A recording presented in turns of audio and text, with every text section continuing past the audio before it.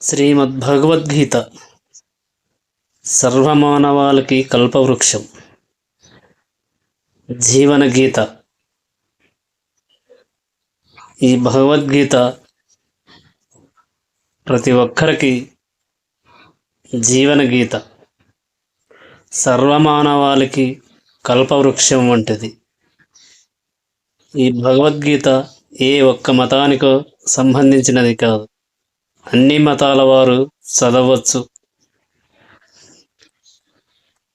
ఇది సర్వమానవాళికి కల్పవృక్షం. జై శ్రీకృష్ణ. షష్ఠాధ్యాయం అనగా 6వ అధ్యాయం, ధ్యాన యోగం. 1వ శ్లోకం. శ్రీ భగవానువాచ అనాశ్రితః కర్మఫలం కార్యం కర్మ కరోతి యః స సన్యాసి చ యోగీ చ న నిరగ్నిర్న చాక్రియః. అనువాదం. శ్రీకృష్ణ భగవానుడు పలికెను, తాను చేసిన కర్మఫలములయందు ఆసక్తిని కలిగి ఉండక చేయవలసిన కార్యములను చేయువాడే నిజమైన సన్యాసి కాగలడు. అతడే నిజమైన యోగి. అంత్యయోగి గాని కేవలము అగ్నిని రగిలింపక మరియు కర్మలను ఆచరింపక ఉండేడివాడు యోగి కాజాలడు. భాష్యము. ఈ అధ్యాయమున శ్రీకృష్ణ భగవానుడు మనస్సును మరియు ఇంద్రియములను నియంత్రించుటకు ఒక సాధనముగా అష్టాంగ యోగ పద్ధతిని వివరించుచున్నాడు.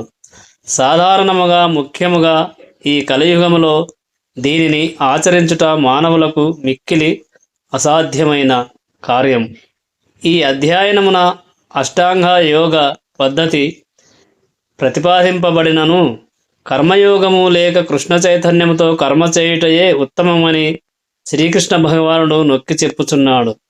ప్రతి ఒక్కరూ ఈ ప్రపంచమునందు తన కుటుంబమును పోషించుకొనుటకు, దానికి కావలసిన సాధన పద్ధతిని సమకూర్చుకొనుటకు కర్మను చేయుచుందురు. కానీ ఎవ్వరును తన కొరకు లేదా తన వారి కొరకు అను స్వార్థము లేకుండా కర్మ చేయుట లేదు. కానీ కర్మఫలములను ఆశింపక కృష్ణ చైతన్యమునందు కర్మ చేయుటయే పరిపూర్ణత్వ లక్షణమై ఉన్నది. సహజముగా జీవులందరూ శ్రీకృష్ణ భగవానుని అంశలైనందున వారందరూ వాస్తవమునకు కృష్ణ చైతన్యము యందే కర్మనొనరింపవలెను. అదియే ప్రతి జీవికిని విద్యుక్త ధర్మము అగుచున్నది. దేహాంగములు దేహతృప్తి కొరకే గాని తమ తృప్తి కొరకు వర్తించవు. అదే విధముగా స్వీయ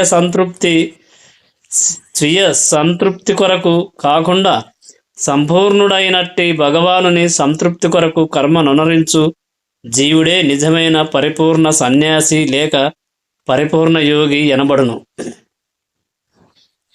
కొన్ని మార్లు సన్యాసులైన వారు కృత్రిమముగా తమను తాము అన్ని భౌతిక కర్మల నుండి విముక్తులమైతిమని భావించి అగ్నిహోత్ర యజ్ఞములు చేయుటను కూడా విరమింతురు. కానీ వారి లక్ష్యము నిరాకార పరబ్రహ్మముతో ఏకమగుటయే అయినందున వాస్తవముగా వారు స్వార్థపరులై ఉన్నారు. అట్టి వాంఛ భౌతిక వాంఛ కంటేను ఉత్తమమైనది అయినప్పటికీ స్వార్థరహితమైనది కాజాలదు. అదే విధముగా ఈ భౌతిక కర్మలన్నింటి నుండి విడివడి సగం మూసిన కనులతో యోగనభ్యసించు యోగి కూడా ఏదో కొంత స్వీయలాభమును వాంఛించును. కానీ కృష్ణ చైతన్యమున కర్మచేయు వ్యక్తి ఎట్టి స్వార్థము లేకుండా కేవలము సంపూర్ణుడైన భగవానుని సంతృప్తి కొరకే కర్మనొనరించును. అట్టి కృష్ణ చైతన్యవంతుడు తన స్వయం సంతృప్తినందు ఎట్టి కోరికను కలిగి ఉండడు. అతని ఆధ్యాత్మిక విజయమునకు శ్రీకృష్ణ భగవానుని సంతృప్తియే ప్రమాణమగును. ఈ విధముగా అతడు పరిపూర్ణమైన సన్యాసి లేక పరిపూర్ణుడైన యోగి ఎనబడను. సన్యాసమునకు పరిపూర్ణ ప్రతీక అయిన శ్రీ చైతన్య మహాప్రభువు ఈ క్రింది విధముగా ప్రార్థించను. న ధనం న జనం న సుందరీం కవితాం వా జగదీశ కామయే మమ జన్మని జన్మనీశ్వరే భావతాద్భుత భావతాద్భక్తి కిర హైతుకిత్వయి. ఓ ప్రభు, ధనము కూడబెట్టవలనని గాని అందమైన స్త్రీలను అనుభవింపవలనని గాని అనేకముగా శిష్యులు కావలనని గాని నేను వాంఛింపను. ఎన్ని జన్మలు కలిగినను ప్రతి జన్మమునందును నీ భక్తి యుక్త సేవ ఎనేడి నిర్హేతుక కృపనే నేను వాంఛించుచున్నాను. శిక్షా అష్టకం 4. అది 2వ శ్లోకం. యం సన్యస్సమితి ప్రహుర్యోగం తం విద్ధి పాండవ నహస్యన్యస్త సంకల్పో యోగి భవతి కచ్చన. అనువాదం. ఏది సన్యాసమని పిలువబడునో దానిని యోగముతో సమానమనియు దేవాది దేవునితో సంయోగము నీవు తెలుసుకొనుము. ఓ పాండుకుమారా, ఇంద్రియ తృప్తి వాంఛను విడువనిదే ఎవ్వడును యోగి కాజాలడు. భాష్యము. మానవుడు జీవునిగా తన నిజస్వరూప స్థితిని ఎరిగి తదనుగుణముగా వర్తించుటయే నిజమైన సన్యాస యోగము, భక్తి అనబడును. వాస్తవమునకు జీవునికి ప్రత్యేకమైన స్వతంత్ర స్వరూపము లేదు. అతడు భగవానుని తటస్థ శక్తి. అతడు బహిరంగ శక్తిచే బంధితుడైనప్పుడు బద్ధదగును మరియు కృష్ణ చైతన్యవంతుడైనప్పుడు లేక ఆధ్యాత్మిక శక్తిని గుర్తించినప్పుడు తన నిజస్వరూప స్థితిని యందు నెలకొనిన వానినగను తెలియబడును. కనుక మానవుడు పరిపూర్ణ జ్ఞానవంతుడైనప్పుడు అన్ని రకములైన ఇంద్రియ భోగములను అనగా కామ్యకర్మలను విడుచును. భౌతికాసక్తి నుండి ఇంద్రియములను నియంత్రించుచు యోగులు ఈ పద్ధతిని అభ్యసింతురు. కానీ కృష్ణ చైతన్యవంతుడు కృష్ణ ప్రయోజనము కొరకు ఉద్దేశింపబడని కర్మలయందు తన ఇంద్రియములను వినియోగించు అవకాశముండదు. కనుకనే కృష్ణ చైతన్యవంతుడు ఒకేసారి సన్యాసియు మరియు యోగి అయి ఉన్నాడు. జ్ఞానయోగ విధానములందు తెలుపబడిన జ్ఞానము ఇంద్రియ నిగ్రహమును వాని ప్రయోజనమును కృష్ణ చైతన్యమునందు సహజముగానే సిద్ధించును. మానవుడు స్వార్థబుద్ధితో కూడిన కర్మలను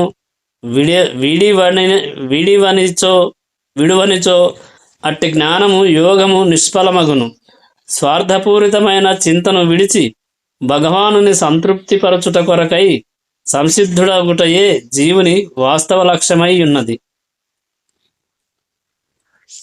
కనుకనే కృష్ణ చైతన్యవంతుడు స్వీయ తృప్తి కొరకు ఎట్టి వాంఛను కలిగి ఉండక సదా భగవానుని ప్రీతి చేకూర్చుటయందే ఆసక్తుడై ఉండును.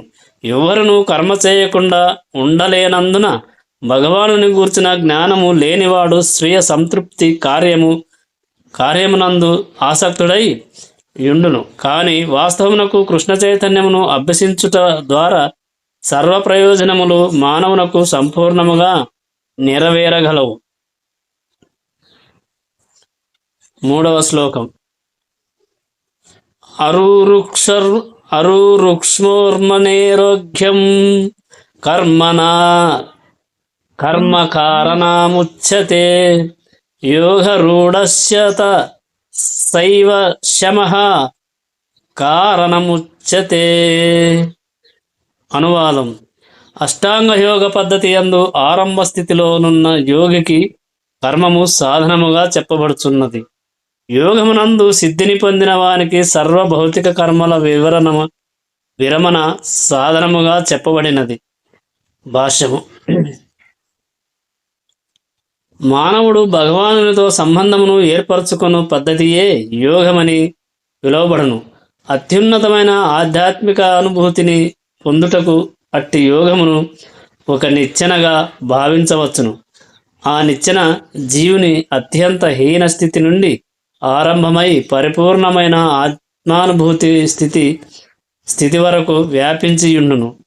వివిధములైన యోగ సాధనల యొక్క ఉన్నత స్థితులననుసరించి ఆ నిచ్చెన యొక్క వివిధ భాగములు వివిధ నామములతో పిలువబడును. ఏమైనను అట్టి యోగమును నిచ్చెనను జ్ఞానయోగము, ధ్యానయోగము, భక్తి యోగము అని 3 భాగములుగా విభజించవచ్చును.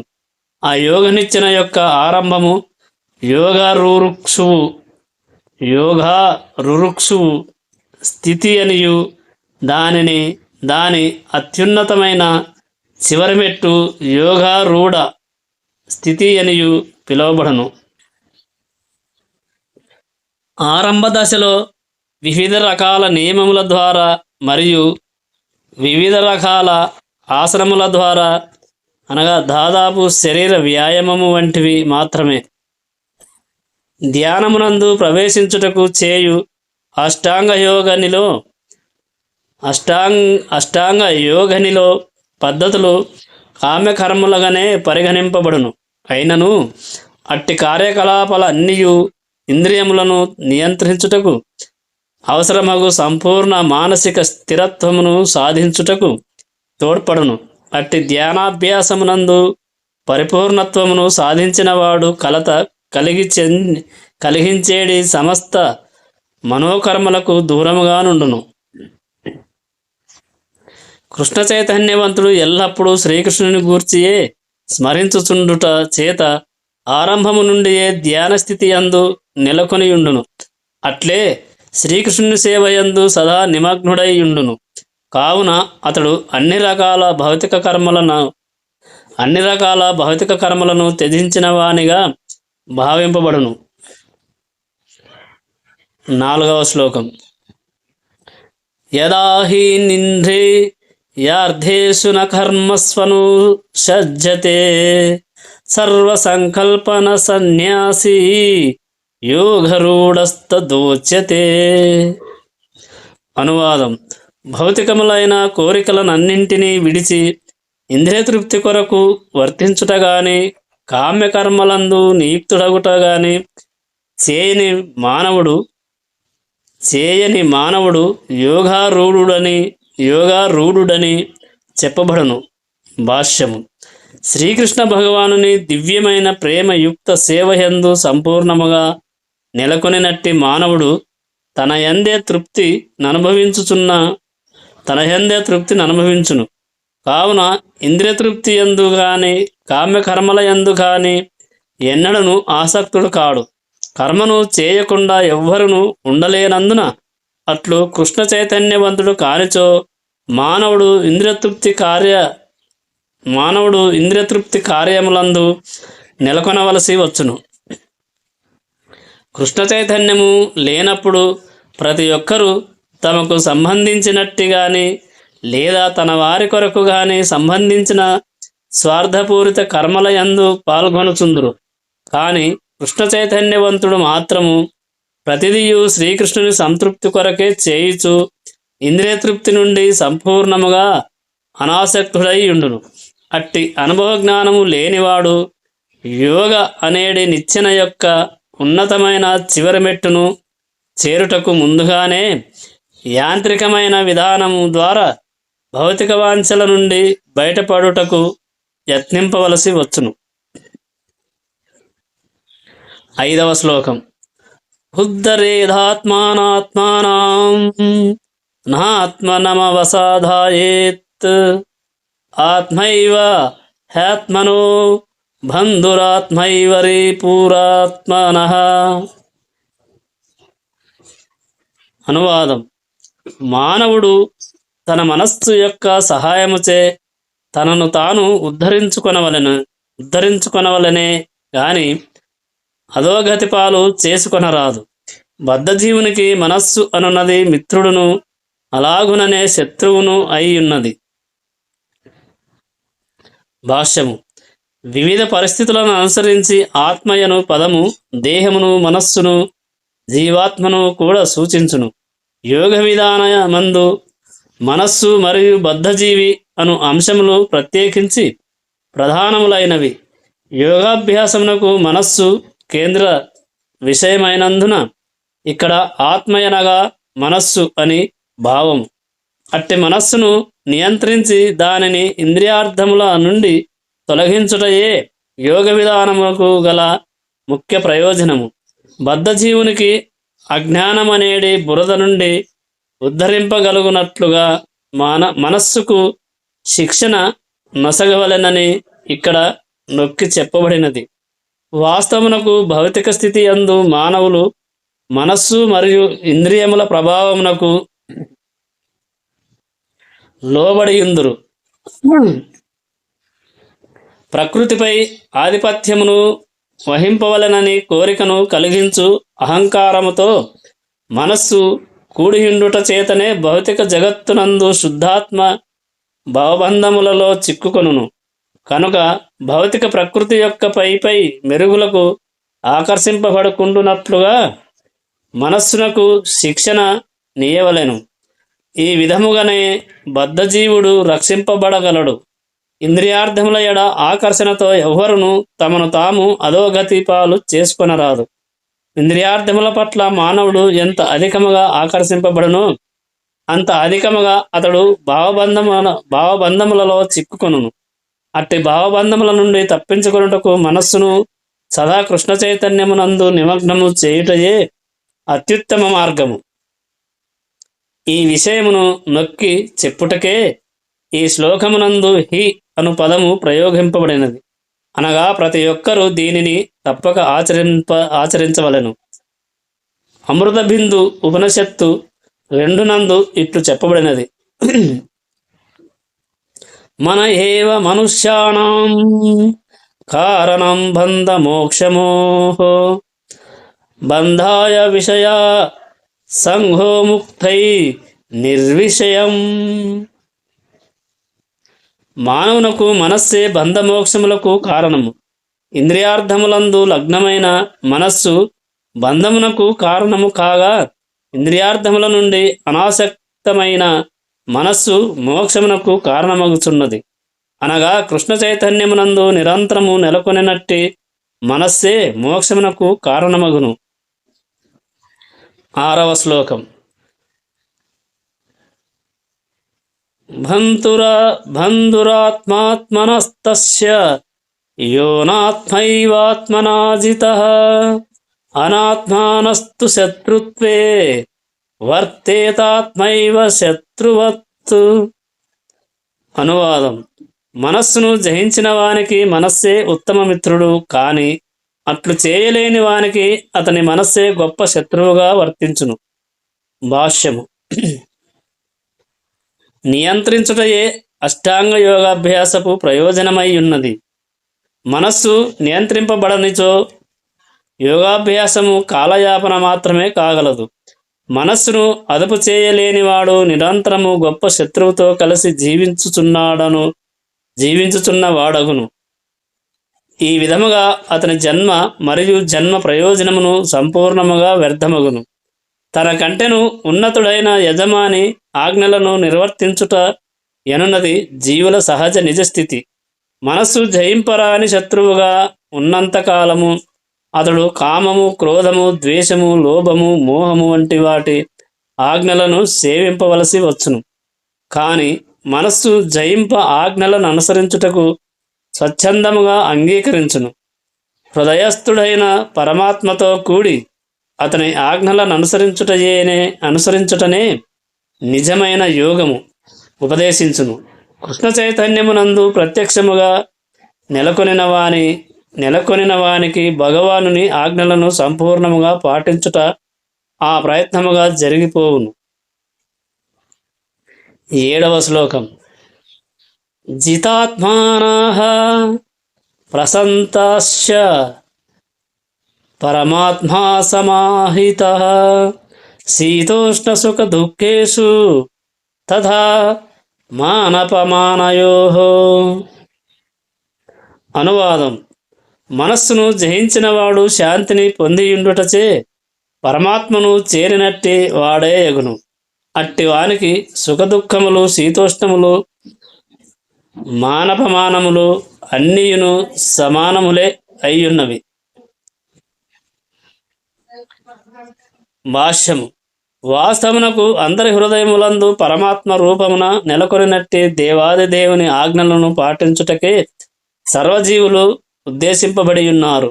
కానీ మనస్సు బహిరంగ శక్తిచే భ్రాంతి చెంది పెడదారి పట్టినప్పుడు మానవుడు భౌతిక కర్మలయందు చిక్కుకొనును. కనుక ఏదేని ఒక యోగ పద్ధతి ద్వారా మనస్సు నియంత్రింపబడినంతనే అతడు గమ్యస్థానమును చేరినట్టివానిగా భావించవచ్చును. వాస్తవమునకు ప్రతి వ్యక్తియు ఉన్నతమైన ఆజ్ఞలను అనుసరింపవలసి వచ్చును. కనుక మానవుని మనస్సు ఉన్నతి ప్రకృతినందు నెలకొనినప్పుడు అతడు భగవానుని ఆజ్ఞలను అనుసరించుట తప్ప అన్యమును ఎరుగజాలడు. మనస్సు సదా ఉన్నత ఆజ్ఞలను గ్రహించి వానిని అనుసరింపవలసి ఉండును. కనుక మనస్సు నియంత్రింపబడినప్పుడు ఆ ప్రయత్నముగా పరమాత్మ ఆజ్ఞలను అనుసరించును. ఇట్టి ఆధ్యాత్మిక స్థితిని కృష్ణ చైతన్యవంతుడు వెంటనే పొంది యుండుట చేత అతడు సుఖదుఖములు, శీతోష్ణములు, చలి వేడి వంటి ప్రకృతి ద్వంద్వములచే ప్రభావితుడు కాకుండును. ఇట్టి స్థితియే ప్రత్యక్ష సమాధి లేక పరబ్రహ్మమునందు సంలగ్నమైన స్థితి ఎనబడను. 8వ శ్లోకం. జ్ఞాన విజ్ఞానాతృప్తాత్మా కూటస్థో విజితేంద్రియః యుక్త ఇత్యుచ్యతే యోగి సమలోష్ట్రాస్మ కాంచనః. అనువాదం: మానవుడు తాను పొందినటువంటి జ్ఞాన విజ్ఞానములచే సంపూర్ణముగా సంతృప్తి చెందినప్పుడు ఆత్మానుభూతి నందు స్థిరత్వమును పొందినట్టివాడై యోగి ఎనబడును. అట్టి వ్యక్తి ఆధ్యాత్మిక స్థితి యందు నెలకొని ఆత్మనిగ్రహమును కలిగియుండును. అతడు ప్రతి వస్తువును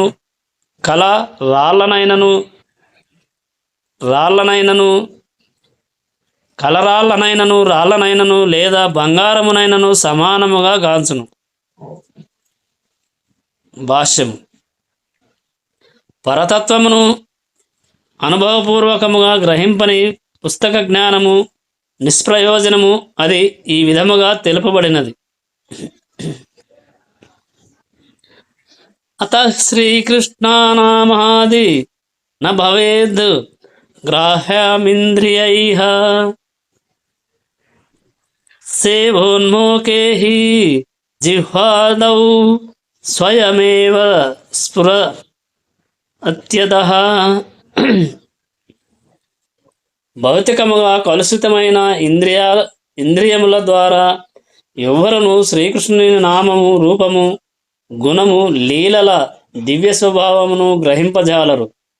కేవలము దివ్యమైన భక్తియుక్త సేవ ద్వారా ఆధ్యాత్మికముగా పరిపూర్ణుడైనప్పుడే మానవునకు ఆ భగవానుని దివ్యనామ రూప గుణలీలలు వ్యక్తములగును. భక్తి రసామృత సింధువు 1-2-234. కృష్ణ చైతన్య శాస్త్రమే ఈ భగవద్గీత. లౌకిక పాండిత్యము ద్వారా ఎవ్వరను కృష్ణ చైతన్యవంతులు కాజాలరు. అందులకై శుద్ధ చైతన్యము గల వ్యక్తితో సాంగత్యము చేయు అదృష్టము వారికి ఉండవలెను. కృష్ణ చైతన్యవంతుడు శుద్ధమైన భక్తియుక్త సేవతో సంతృప్తుడై యుండుటచే శ్రీకృష్ణుని కృపచేత అనుభవపూర్వకమైన జ్ఞానమును గ్రహింపగలుగును. అట్టి అనుభవపూర్వకమైన జ్ఞానము చేతనే ఎవరైనను పరిపూర్ణులగుదురు మరియు తమ విశ్వాసమునందు స్థిరముగా నెలకొని గలుగుదురు. కానీ అనుభవపూర్వకమైన జ్ఞానము లేక కేవలము పుస్తక జ్ఞానము గలవారు బాహ్యమైన భిన్న వైరుధ్యములచే సులభముగా భ్రాంతికి మరియు కలతకు గురియగుదురు. ఆత్మజ్ఞానము గలవాడే శ్రీకృష్ణునికి సంపూర్ణముగా శరణ పొందియున్నందున నిజముగా ఆత్మనిగ్రహమును కలిగియున్నవాడగును. లౌకిక పాండిత్యముతో ఎట్టి సంబంధము లేనివాడగుట చేత అతడు ఆధ్యాత్మిక స్థితి యందు నెలకొని యుండును. లౌకిక పాండిత్యము మరియు మనోకల్పనల ఇతరులకు బంగారము వంటివైనను అతనికి మాత్రము గులకరాళ్ళు లేదా రాళ్లతో సమానమై ఉండును. 9వ శ్లోకం. సుహృన్మిత్రార్యుదా స్థిన మధ్యస్థే ద్వేష్య బంధుషు సాధుష్యపి చ పాపేషు సమబుద్ధిర్విశిష్యతే. అనువాదం. రుజువర్తనులైన శ్రేయోభిలాషులను, ప్రియమైన మిత్రులను, తటస్థులను, మధ్యవర్తులను, ఈర్ష్యపరులను, శత్రుమిత్రులను, పాపపుణ్యులను సమబుద్ధితో చూచు వ్యక్తి మరింత పురోభివృద్ధి నొందినవానిగా పరిగణింపబడును. 10వ శ్లోకం. యోగి యునిగ్నిగ్ధత సతతమాత్మానం రహసి స్థితః ఏకాకీ యత చిత్తాత్మా నిరాశీర పరిగ్రహః. అనువాదం. యోగి అయిన వాడు తన దేహమును, మనస్సును, ఆత్మను సర్వదా పరతత్వముతో సంధానపరచుటయందే నిమగ్నము చేయవలెను. అతడు ఏకాంత ప్రదేశమునందు ఒంటరిగా నివసించుచు సావధానముగా మనస్సును ఎల్లప్పుడూ నియంత్రింపవలెను. అతడు కోరికల నుండి మరియు సమస్తమును కలిగి ఉండవలెను. భావనల నుండి విముక్తుడై ఉండవలెను. భాష్యము. దేవాది దేవుడైన శ్రీకృష్ణుడు బ్రహ్మము, పరమాత్మ, భగవానుడను 3 విధములుగా వివిధ దశలలో అనుభవమునకు వచ్చును.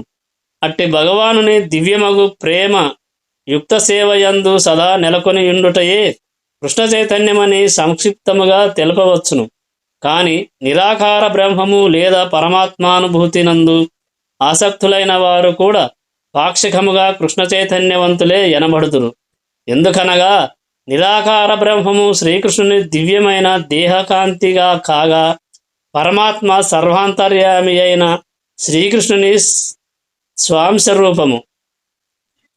ఈ విధముగా నిరాకారవాదులు మరియు ధ్యాన యోగులు కూడా పరోక్షముగా కృష్ణ చైతన్యవంతులే కాని ప్రత్యక్షముగా కృష్ణ చైతన్యమునందు నెలకొనినవాడు బ్రహ్మమననేమో మరియు పరమాత్మయననేమో సంపూర్ణముగా ఎరిగియున్నందున అతడు సర్వోన్నత యోగి ఎనబడును. పరతత్వమును గూర్చిన అతని జ్ఞానము సంపూర్ణమైనది. అట్లుగాక నిరాకారవాదులు మరియు ధ్యానయోగులు కృష్ణ చైతన్యమునందు అసంపూర్ణులై ఉందురు. అయినను వీరందరూ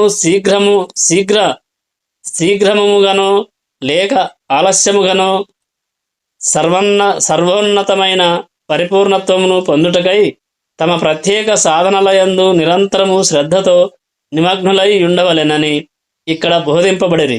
శ్రీకృష్ణుని అందే మనస్సును ఎల్లప్పుడూ ఏకాగ్రము చేయుట భగవానుని యోగి ప్రథమ కర్తవ్యము. ప్రతి ఒక్కరూ నిరంతరము శ్రీకృష్ణునినే స్మరిస్తూ అతనిని క్షణమైనను విస్మరింపరాదు. ఆ విధముగా శ్రీకృష్ణ భగవానునిపై మనస్సును కేంద్రీకరించుటయే సమాధి ఎనబడును. మనస్సును కేంద్రీకరించుట కొరకై ఎవరైనను ఏకాంతముగా నివసిస్తూ బాహ్య విషయముల వలన కలిగేడి ఆందోళనలను పరిహరింపవలెను. అతడు తన ఆత్మానుభూతికి అనుకూలమైన వానిని స్వీకరించుట మరియు ప్రతికూలమైన వానిని త్యజించుట యందు మిక్కిలి శ్రద్ధ వహింపవలెను. మరియు విషయ వస్తువులను కూడబెట్టుకోవలనను భావనతో తనను బంధించుచున్నటువంటి అనవసరమైన భౌతిక విషయముల కొరకై అతడు ఏమాత్రము రాకులాడరాదు. మానవుడు ప్రత్యక్షముగా కృష్ణ చైతన్యమునందు నెలకొనినప్పుడు ఈ యోగ పరిపూర్ణత్వము నియమములను ఆ ప్రయత్నముగానే చక్కగా నిర్వహింపబడును. ఎందుకనగా ప్రత్యక్ష కృష్ణ చైతన్యము అనగా ఆత్మ సమర్పణమని భావము. అందులో నాది అను భౌతిక భావనకు ఏమాత్రము అవకాశముండదు.